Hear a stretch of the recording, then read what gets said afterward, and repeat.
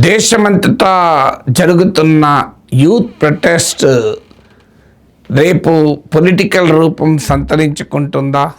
నరేంద్ర మోడీకి ఒక రాజకీయ సవాల్గా, బీజేపీకి ఒక పొలిటికల్ ఛాలెంజ్గా మారుతుందా అన్నది ఇప్పుడు అప్రస్తుతం. అధికారంలో ఎవరున్నా సమాజము, పౌర సమాజము ప్రశ్నిస్తూ ఉండాలి, నిరసన తెలుపుతూ ఉండాలి.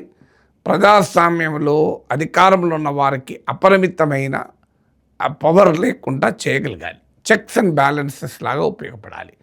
అందువల్ల రేపు ఎన్నికల్లో ఏమవుతుందన్నది అనవసరం. ఇప్పుడు ప్రభుత్వాన్ని జవాబుదారీగా మార్చగలుగుతుందా అనేది కీలకమైన ప్రశ్న. So people's movements, civil society ప్రొటెస్ట్ల లక్ష్యం ప్రభుత్వాలను జవాబుదారీగా చేయాలి. రాజకీయ పార్టీల లక్ష్యం ప్రభుత్వాలను మార్చడము. కానీ సివిల్ సొసైటీ మూవ్మెంట్స్ కావాల్సింది ఏంటంటే ఎవరు పవర్లో ఉన్నా ప్రభుత్వాలను అకౌంటబుల్ చేయాలి.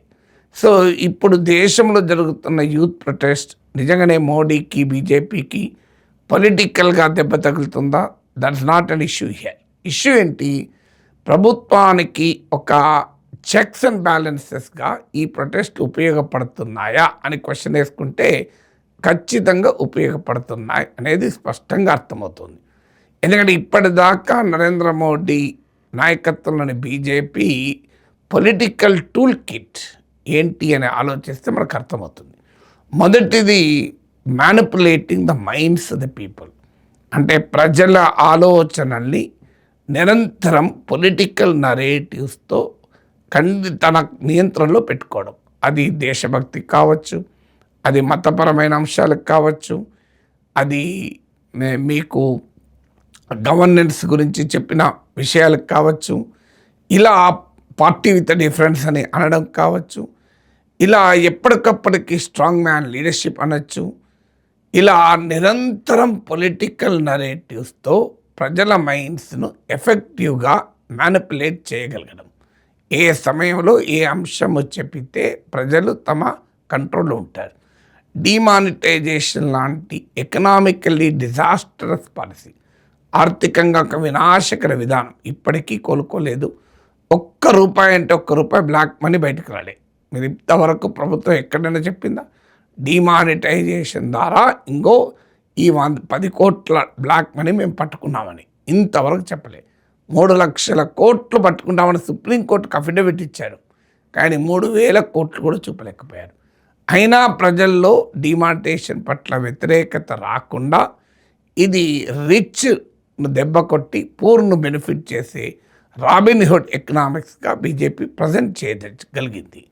సో ఇలా నిరంతరం manipulating the minds of the people, ఇది మోడీ టూల్ కిట్లో మొదటిది.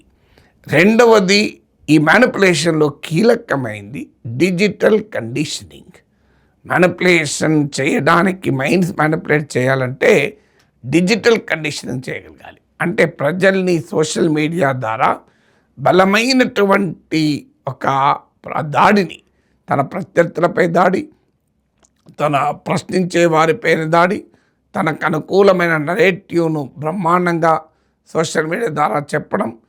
అంటే ఎస్పెషల్లీ యంగర్ జనరేషన్ ఈ ప్రభుత్వానికి ఒక ఓట్ బేస్గా రావటానికి కారణం ఈ డిజిటల్ కండిషనింగ్ అనేది రెండవది. మూడవది మీడియా మేనేజ్మెంట్. సో ఒక రకంగా మెయిన్ స్ట్రీమ్ మీడియా మొత్తం విత్ బారింగ్ ఫ్యూ ఎక్సెప్షన్స్ కంప్లీట్గా మోడీ సేవలో తరుస్తున్నాయి. అందుకే రవీష్ కుమార్ పెట్టినట్టు గోదీ మీడియా అంటున్నారు. ఈవెన్ కాక్రోచ్ జనతా పార్టీ ఏర్పడిన రోజు డిమాండ్లలో కూడా గోదీ మీడియాను అకౌంటబుల్ చేయాలి అని. మీరు రాత్రి 8 అయితే మీకు 7, 8, 9 ఆ ప్రాంతంలో చూడండి. ఏ నేషనల్ ఛానల్ అయినా చూడండి, ఏ హిందీ ఛానల్ అయినా చూడండి, బీజేపీ అధికార ప్రతినిధులను మించి యాంకర్లు మాట్లాడుతూనే ఉంటారు. ఓ అర్నబ్ గోస్వామి, ఓ రాహుల్ శివశంకర్, ఓ నవికా కుమార్, ఓ ప్రణేష్, ఇలా ఒక్కరు కాదు, ఇద్దరు కాదు, మీకు హిందీ ఛానల్ కూడా అంతే. అసలు వాళ్ళు మాట్లాడుతుంటే వీళ్ళు యాంకర్సా, బీజేపీ ఆ స్పోక్స్ పర్సన్స్ అర్థం కాదు. బీజేపీ స్పోక్స్ పర్సన్స్ కూడా ఆ లెవెల్లో మాట్లాడారు. సో దీన్ని మ్యానుఫ్యాక్చరింగ్ కన్సెంట్ అంటారు నామ్ చామ్స్కీ భాషలో చెప్పాలంటే. సో ఇది మూడవది. నాలుగవది డీలెజిటిమైజింగ్ అపోజిషన్. అపోజిషన్ను ఒక ఒక రకంగా నెగటివ్గా చూపెట్టడంలో సక్సెస్ కావడం.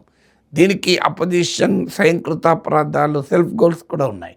మీరు అపోజిషన్ ఏది అడిగినా వాళ్ళు దేశద్రోహులుగా, అవినీతి పరులుగా, హిందూ మత వ్యతిరేకులుగా, వారు దేశ ప్రగతిని సహించలేని వారుగా, ఇలా రకరకాల రూపాల్లో అపోజిషన్ను నిరంతరం డీలెజిటిమైజ్ చేయడం. ఇది 4వది.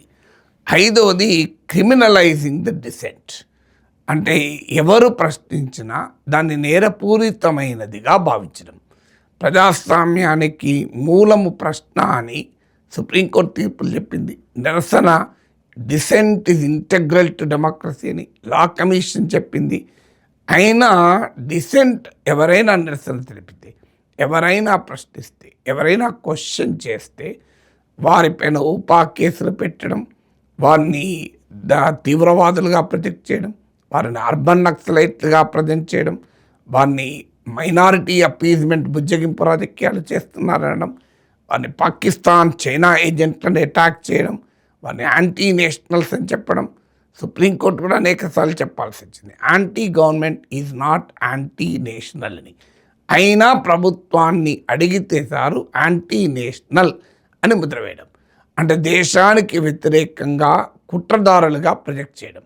ఇలా డిసెంట్ అంటే ఎవరు ప్రశ్నించినా, ఎవరు నిరసన తెలిపినా వారిపైన వ్యవస్థ మొత్తం విరుచుకపడడం.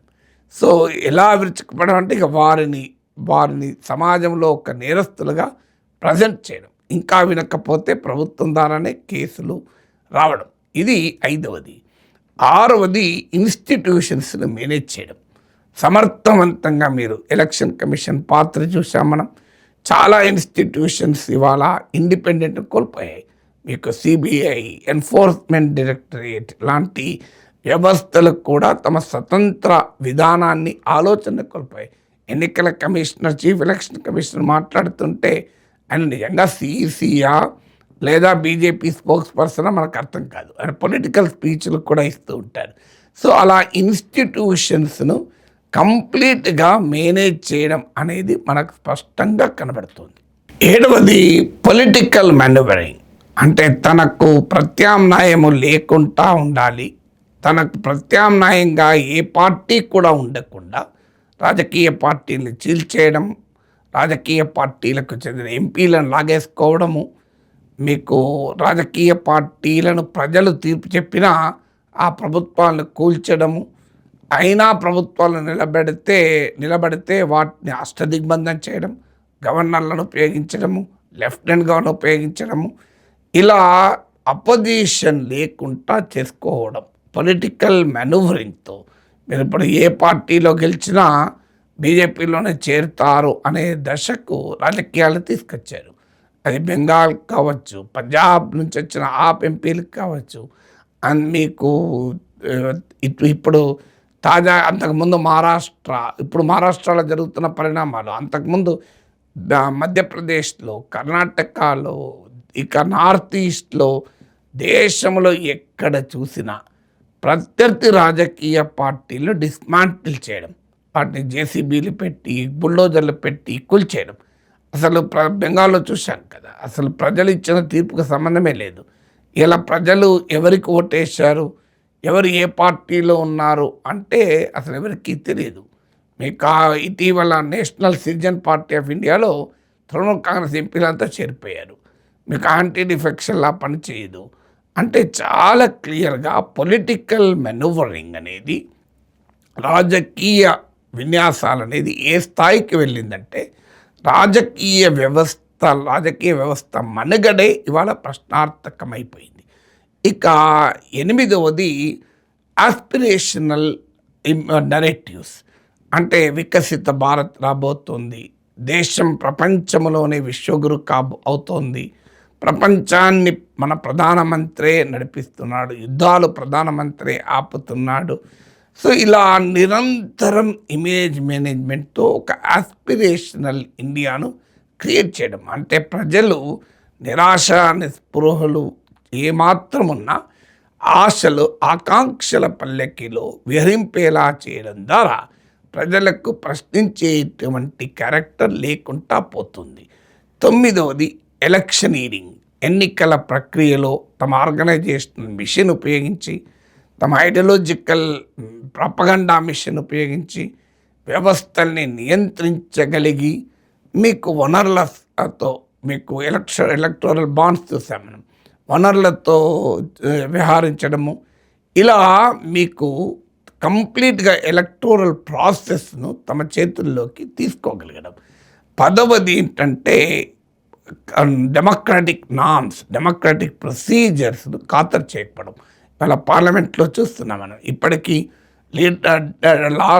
డిప్యూటీ స్పీకర్ను కూడా నియమించారు. మీకు విచిత్రం ఏంటంటే బిల్లుల్ని సెలెక్ట్ కమిటీకి పంపివ్వరు. పార్లమెంట్లో బడ్జెట్ లాంటివి కూడా చర్చ లేకుండా ఆమోదం పొందుతారు. పబ్లిక్ డిస్కోర్స్ ఉండవు. సీరియస్ అంశాలపైన కూడా ఆల్ పార్టీ మీటింగ్లు ఉండవు. ఒక పొలిటికల్ కన్సెన్సస్ ఉండవు.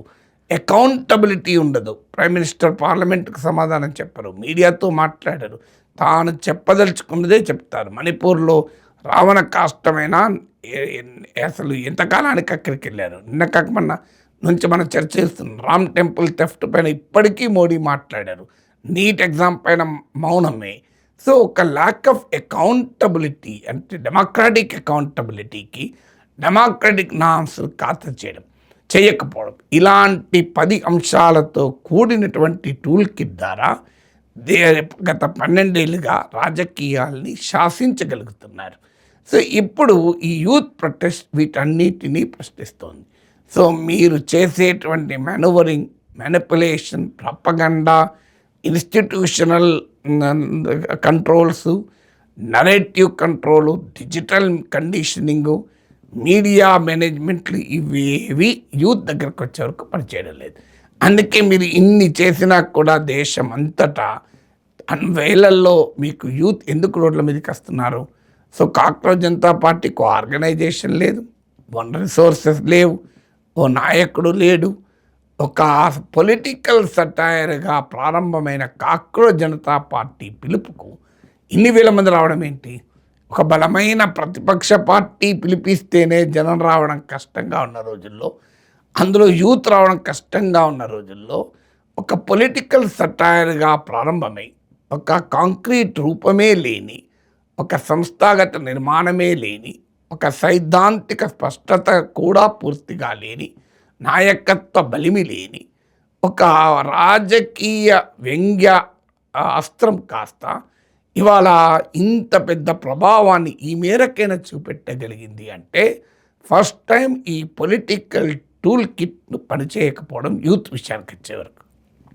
సో అది ఇప్పుడు మోడీకి, బీజేపీకి వస్తున్న పెద్ద ఛాలెంజ్.